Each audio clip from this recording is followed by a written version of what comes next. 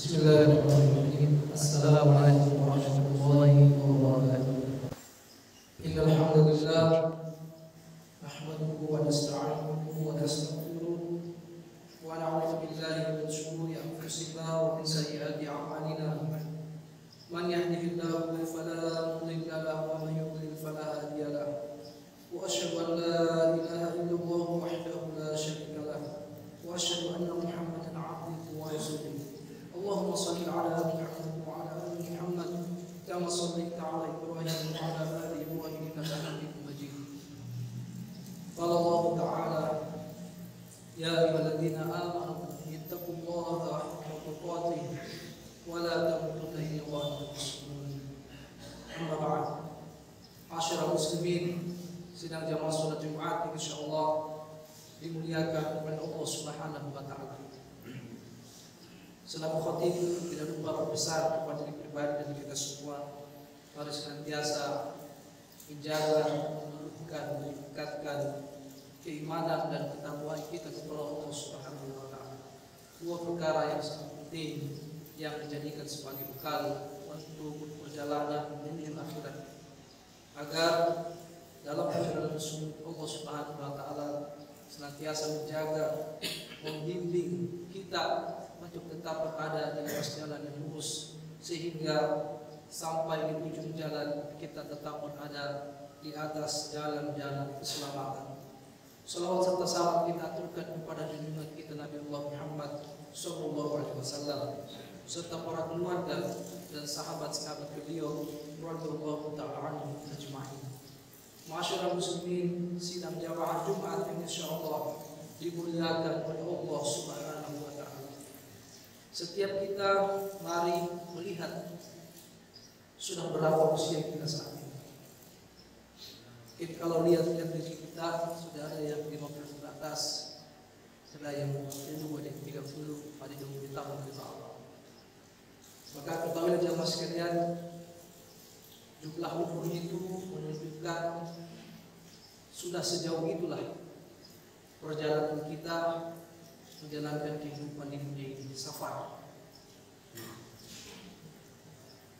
Dengan waktu yang sudah kita lalui, ini memberikan pesan yang sangat penting. Itu tidak boleh kita abaikan, tidak boleh kita lalaikan. Bahwa dengan bertambahnya usia ternyata dunia semakin hari semakin kita menjauh darinya. Sebaliknya akhirat juga tidak terasa, semakin bertambah waktu semakin kita mendekatinya. Oleh karena itu pengetahuan ini tentu mendorong kita untuk terus memperbaiki kualitas kehidupan, memperbaiki kualitas waktu yang Allah Subhanahu wa taala berikan kepada kita. Karena kita yakin bahwa dunia ini bukan satu-satunya tempat untuk kita hidup, tetapi masih ada satu kampung, satu tempat untuk kita menjalankan kehidupan di sana, yaitu kehidupan akhirat yang semua kita yakini bahwa akhirat inilah kehidupan yang kekal abadi. Karena dunia ini semua juga sudah mengetahui bahwa tiada yang kekal.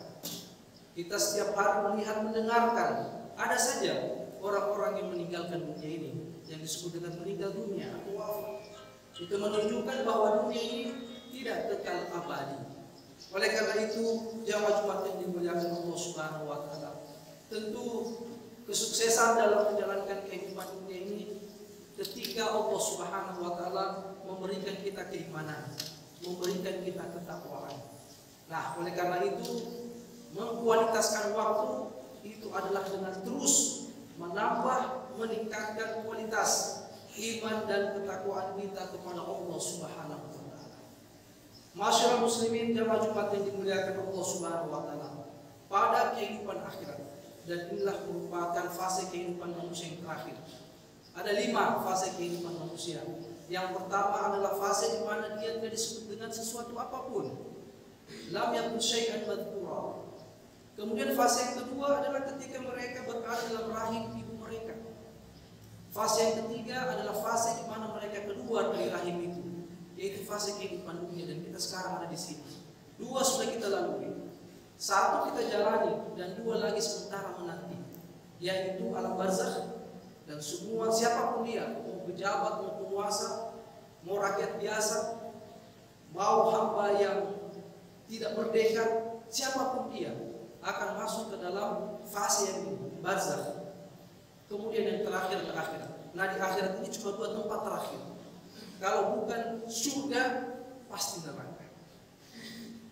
Jamaah Jumat yang dimuliakan oleh Allah Subhanahu wa taala. Olehnya itu di kesempatan Jumat yang mulia ini kami akan menyebutkan 4 sifat daripada penghuni surga, agar kemudian ini kita berusaha mengkualitaskan waktu kita untuk bisa mengumpulkan sifat itu. Salah sebagai bentuk ikhtiar kita, dan kita pun kalau misalkan memiliki sifat ini, kita tidak bisa kemudian menjustis, menghukum diri kita ini sudah menjadi penghuni surga. Tidak. Tapi kita berusaha dengan ikhtiar yang maksimal untuk mengumpulkan sifat-sifat penghuni surga yang memang Allah sebutkan itu dalam Al-Quran. Yang kita ketahui Al-Quran ini adalah petunjuk dari Allah Subhanahu wa taala yang tidak mengandung keraguan sedikit. Jamaah Jumat yang dimuliakan oleh Allah Subhanahu wa taala. Dalam surat Qaf, surat yang ke-50 ayat 31 sampai 35, Allah Subhanahu wa taala berfirman, "A'udzu billahi minasyaitonir rajim. Wa uslifatil jannatu lil muttaqina ghaira ba'id." Dan didekatkan surga itu kepada orang-orang yang bertakwa pada tempat yang tidak jauh dari mereka.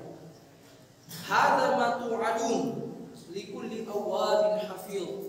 Inilah yang dijanjikan Allah Subhanahu wa taala kepadamu, yaitu kepada setiap hamba yang awwab, yang hafiz, yaitu yang selalu kembali kepada Allah Subhanahu wa taala, lagi memelihara. Man khasyya rahmana bil ghaibi wa jaa bi qalbin munib, yaitu orang-orang yang takut kepada Allah Subhanahu wa taala yang Maha Pemurah, sedang Allah Subhanahu wa taala tidak kelihatan oleh mereka, dan dia datang dengan hati yang bertaubat. Udkhuluha bisalam. Dzalika yaumul khulud. Masukilah surga itu dengan aman, dengan sentosa, dengan selamat. Itulah hari kekekalan. Yaumul khulud. Hari kekekalan. Lahum ma yasha'una fiha wa ladaina mazid. Mereka di dalamnya memperoleh, dalam surga mereka memperoleh apa saja yang mereka inginkan. Dan pada sisi Allah Subhanahu wa taala ada tambahannya. Selain mereka merasakan kenikmatan surga, maka ada lagi tambahan yang Allah Subhanahu wa taala akan berikan kepada mereka. Nah, jamaah sekalian, dalam ayat ini ada 4 sifat para penghuni surga yang Allah Subhanahu wa taala kabarkan kepada kita. Yang pertama adalah awwab. Apa itu awwab yang sekali dimuliakan Allah Subhanahu wa taala? Mereka adalah orang-orang yang kembali kepada Allah. Ketika mereka jatuh kepada maksiat, maka mereka segera kembali dengan melakukan ketaatan. Ketika mereka lalai dari mengingat Allah Subhanahu wa taala, maka mereka segera kembali untuk mengingat Allah Subhanahu wa taala. Sebagaimana disebutkan oleh para ulama kita, di antaranya Ubaid bin Umair rahimahullah taala, di mana beliau mengatakan al-awwab alladhi yadhkuru dhanbahu al-khalaq. Al-awwab adalah mereka-mereka yang mengingat dosa-dosanya. Ya, mereka yang mengingat, melihat, mengetahui dia berdosa, maka fayastaghfirullah minhu. Kemudian dia segera untuk beristighfar, mohon ampun kepada Allah Subhanahu wa taala. Bahkan ketika dia jatuh pada dosa, dia bertobat, dia jatuh lagi, maka dia tidak berhenti untuk bertobat juga. Setiap kali dia jatuh pada dosa, dia terus melakukan pertobatan, permohonan ampun kepada Allah Subhanahu wa taala. Karena setiap kita, sesuai apapun penampakan kita, orang lihat kita ini sudah soleh, bahkan ada yang mengatakan penghuni surga ini orang. Walaupun seperti itu adanya, tetap kita ini orang yang jatuh pada kesalahan. Karena itulah hadis dari Nabi SAW. Kullu bani Adam khata'. Setiap anak Adam, siapapun dia, anak Adam pasti dia berdosa. Wa khairul khata'in at-tawwabun. Tetapi sebaik-baik orang yang berdosa itu adalah mereka yang selalu kembali kepada Allah, bertobat kepada Allah Subhanahu wa taala. Sehingga dari hadis ini ada optimisme yang kami berikan kepada kita sebagai Bani Adam. Kalau Anda jatuh pada dosa dan kesalahan, tidak usah khawatir, Anda bertobat Allah terima. Yang berbahaya itu ketika kita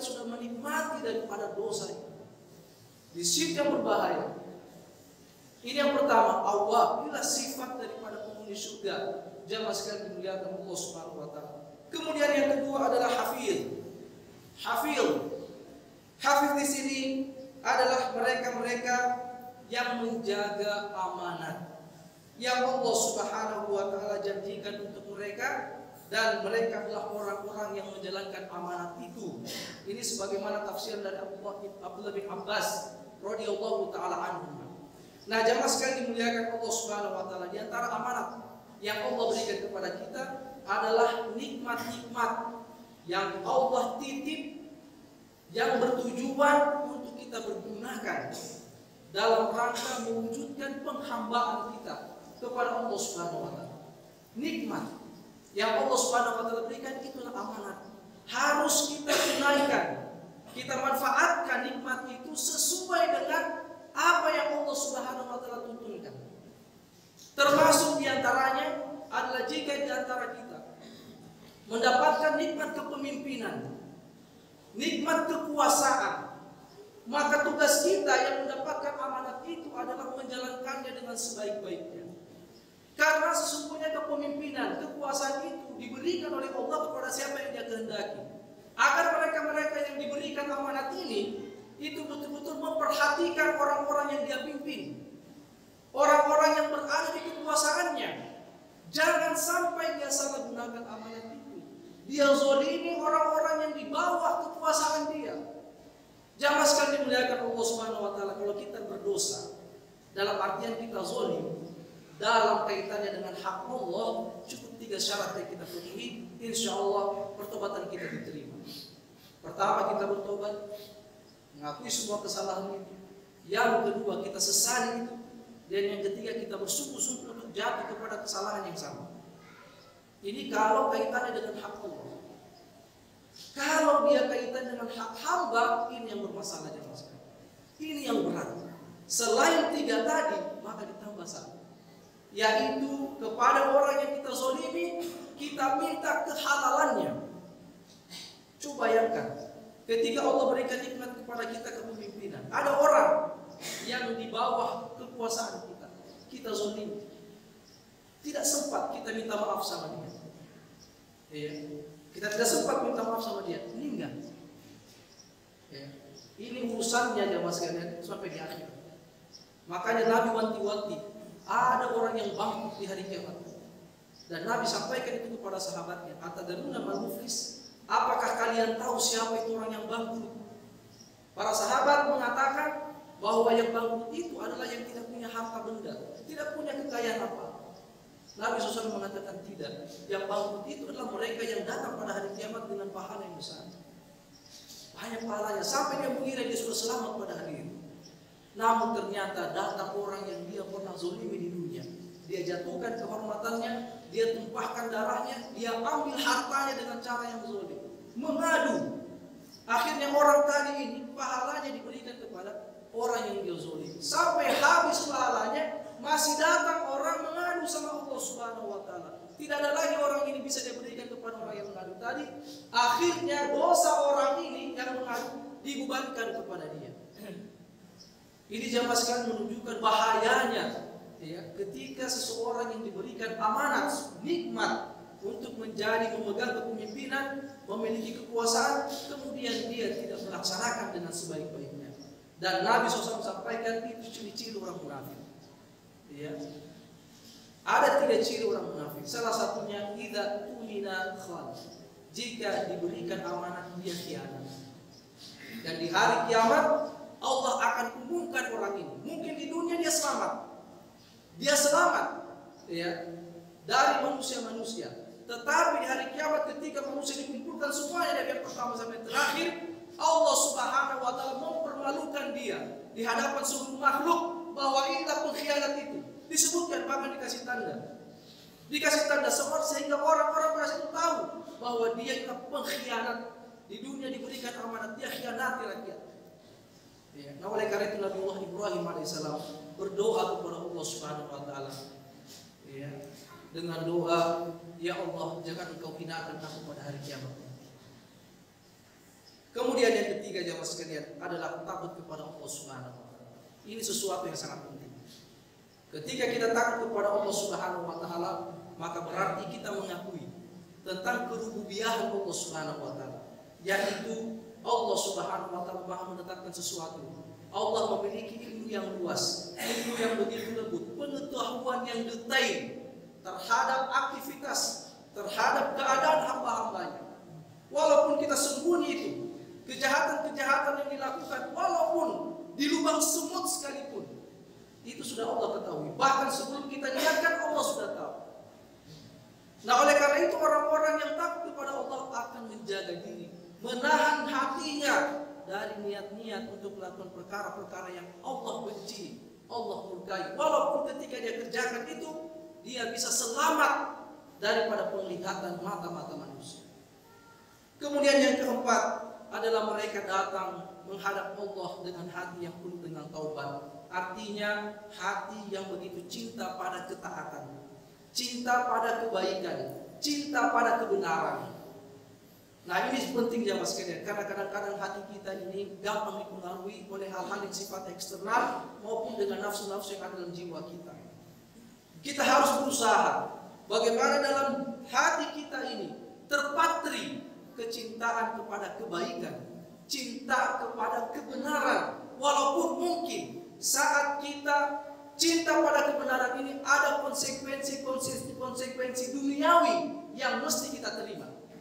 Tapi itu tidak ada masalah. Sebagaimana para tukang sihir Fir'aun ketika sudah beriman, diancam oleh Fir'aun untuk diazab, kaki tangan mereka, kaki dan tangan mereka akan dipotong secara bersilang di tiang salib. Iya. Tapi karena kecintaan kepada kebenaran sudah melekat dalam hati mereka, maka mereka mengatakan la dhair, tidak ada masalah. Hari ini kalau engkau menyiksa kami wahai Fir'aun dengan siksaan yang begitu keras, maka itu tidak jauh lebih keras daripada siksaan Allah Subhanahu wa taala di hari kiamat nanti. Kalau kita disiksa di dunia, mudarat terbesarnya adalah meninggal. Kalau sudah meninggal selesai semuanya. Mau diapakan pun badan kita ini, kalau nyawa sudah terlepas, itu sudah tidak ada rasanya lagi. Kalau nyawa sudah terlepas, mau diapakan, mau di apa saja kita punya badan ini, maka sudah tidak ada rasanya. Tetapi di hari kiamat nanti, penyiksaan itu tidak ada yang namanya kematian. Semua terasa. Nah, oleh karena itu jamaah sekalian dimuliakan Allah Subhanahu wa taala, mudah-mudahan dengan hati yang mencintai kebaikan ini, hati yang mencintai kebenaran ini, Allah tuntun sehingga secara lahiriah kita tetap berada di atas jalan kebaikan, kita tetap berada di atas jalan kebenaran, apapun risikonya. Barakallahu li wa lakum fil Qur'anil azim wa nafa'ani wa iyyakum bima fihi min ayati wa dzikril hakim. Aqulu qawli hadza wa astaghfirullah li wa lakum wa lisairil muslimina min kulli dhanbin fastaghfiruhu innahu huwal ghafurur rahim.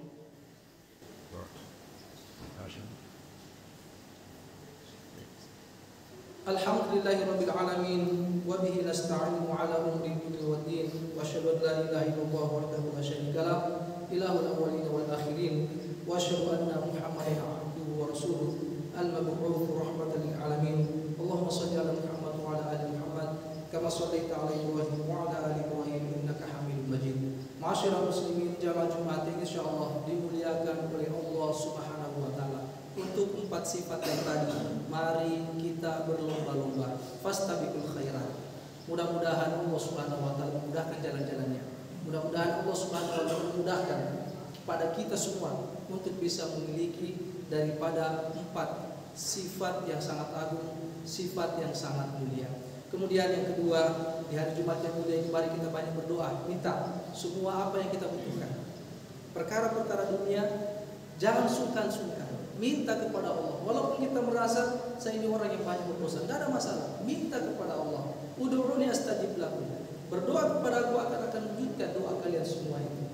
Dan kami juga menasihatkan, jika kita berdoa kepada Allah, sisipkan beberapa bait-bait kalimat untuk saudara-saudara kita di Palestina. Mudah-mudahan dengan doa-doa kita, ada di antara kita yang berdoa, Allah terima doa. Karena kita tidak tahu siapa di antara kita yang Allah terima doanya. Sebanyak-banyaknya kita doa untuk saudara-saudara kita, semoga Allah segerakan kemerdekaan buat Palestina. Inna Allaha wa malaikatahu yusholluna 'alan nabi ya ayyuhalladzina amanu shollu 'alaihi wa sallimu taslima. Allahumma sholli 'ala Muhammad wa 'ala ali Muhammad kama shallaita 'ala Ibrahim wa 'ala ali Ibrahim innaka Hamidum Majid. Allahumma barik 'ala Muhammad wa 'ala ali Muhammad kama barakta 'ala Ibrahim wa 'ala ali Ibrahim innaka Hamidum Majid. Allahumma ighfir lil muslimina wal muslimat wal mu'minina wal mu'minat الأحياء منهم والأموات إنك سميع قريب مجيب دعوة يا قاضي الحاجات. ربنا ظلمنا أنفسنا وإن لم تغفر لنا وترحمنا لنكونن من الخاسرين. ربنا لا تزغ قلوبنا بعد إذ هديتنا وهب لنا من لدنك رحمة إنك أنت الوهاب. اللهم أعز الإسلام والمسلمين وأذل الشرك والمشركين ودمر أعداءك أعداء الدين يا رب العالمين. اللهم انصر إخواننا المسلمين المستضعفين والمجاهدين في فلسطين يا قوي يا عزيز. اللهم انصرهم نصرا معزرا. اللهم عليك باليهود المعتدين الذين قتلوا إخواننا المسلمين في فلسطين. اللهم أحصهم عددا واقتلهم بددا ولا تغادر منهم أحدا يا رب العالمين. ربنا آتنا في الدنيا حسنة وفي الآخرة حسنة وقنا عذاب النار. وصلى الله وسلم على نبينا محمد وعلى آله وأصحابه أجمعين وآخر دعوانا أن الحمد لله رب العالمين. أقم الصلاة.